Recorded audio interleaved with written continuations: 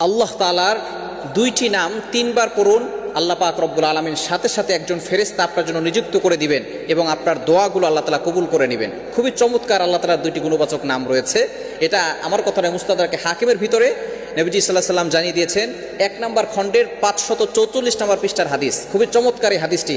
হযরত আবু উমামা রাদিয়াল্লাহু তাআলা আনহু তিনি এই হাদিসটি বর্ণনা করেছেন। তিনি বলেছেন নবীজি সাল্লাল্লাহু আলাইহি সাল্লাম জানিয়ে দিয়েছেন, কোনো ব্যক্তি যখন আল্লাহ তাআলার এই দুইটি নাম তিনবার উচ্চারণ করে, তিনবার পাঠ করে, সাথে সাথে আল্লাহ তাআলা তার জন্য একজন ফেরেশতা নিযুক্ত করে দেন। বলেন সুবহানাল্লাহ। কেন ইমাজিদের আপনি কল্পনা করতে পারছেন?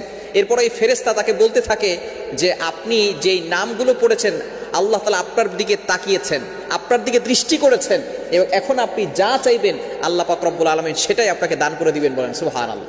সেই নাম দুটি আর কিছুই না, সেটা হচ্ছে ইয়া আরহামার রাহিমিন, ইয়া আরহামার রাহিমিন, ইয়া আরহামার রাহিমিন। অনেকেই বলে হুজুর দোয়া করছে, দোয়া কবুল হচ্ছে না। আপনি যখনই দোয়া করবেন তখনই আপনি দোয়ার শুরুতে বলবেন ইয়া আরহামার রাহিমিন, ইয়া আরহামার রাহিমিন, ইয়া আরহামার রাহিমিন। যখনই দোয়া করবেন তখনই আপনি আল্লাহ তাআলার এই গুণবাচক দুইটা নাম পড়বেন।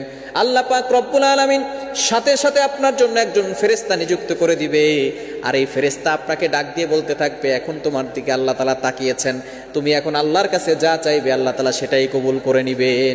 রাতের বেলা শেষ রাতে উঠেছেন, তাহাজ্জুদ নামাজ পড়ে দোয়া করছেন, সেখানে বলেন ইয়া আরহামার রাহিমিন। ফজরের নামাজের পরে দোয়া কবুল হয়।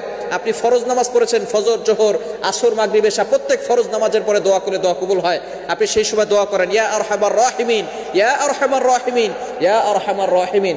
এভাবে যদি আপনি দোয়া করতে পারেন, তিনবার বলার পরে আপনি যা চাইবেন সেটাই আল্লাহ পাক রব্বুল আলামিন অ্যাকসেপ্ট করে নেবেন, কবুল করে নেবেন। অবশ্যই দোয়া কবুলের কিছু শর্ত আছে। আপনি যতই নাম করেন আর যাই করেন না কেন, যদি আপনি হারাম ভক্ষণ করেন তাহলে কিন্তু আপনার দোয়া কবুল হবে না। ইবাদত কবুল হওয়ার জন্য, দোয়া কবুলের হওয়ার জন্য অন্যতম শর্ত হচ্ছে হালাল খেতে হবে। আকুল হালাল, হালাল খেতে হবে। ইউর ইনকাম শুড বি হালাল, ইউর ফুড শুড বি হালাল, ইউর ড্রিঙ্ক শুড বি হালাল। আপনার অলওয়েজ হালাল হতে হবে, হারাম ভক্ষণ করা যাবে না। হারাম খেলে আল্লাহ পাক রব্বুল আলামিন আপনার কোনো দোয়াই অ্যাকসেপ্ট করবেন না, কবুল করবেন না। কোনো ইবাদত আল্লাহ তাআলা কবুল করবেন না। আপনি হজ করেছেন, যাকাত দিয়েছেন, আপনি ডোনেশন করেছেন, এছাড়া আপনি নামাজ পড়েছেন, কোনো ইবাদত আল্লাহ তাআলা অ্যাকসেপ্ট করবেন না, কবুল করবেন না। এজন্য দোয়া কবুলের অন্যতম শর্ত হচ্ছে কি? খাওয়া, হালাল খাওয়া, হালাল খেতে হবে, হারাম খাওয়া যাবে না। এবং এই যে আল্লাহ তাআলার গুণবাচক নাম, এটা পরে দোয়া করলে যে দোয়া কবুল হয় সেটা আল্লাহ তাআলা নিজেই বলে দিয়েছেন।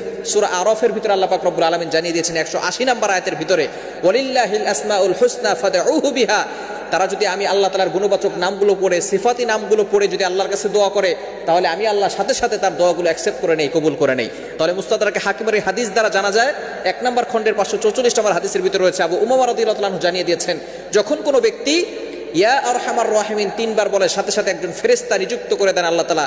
সেই ফেরেশতা তাকে ডেকে ডেকে বলতে থাকে তুমি আল্লাহর কাছে এখন যা চাইবে সেটাই আল্লাহ তাআলা কবুল করে নেবেন। আল্লাহ পাক রব্বুল আলামিন আমাদের সকলকে এভাবে দোয়া করার তৌফিক দান।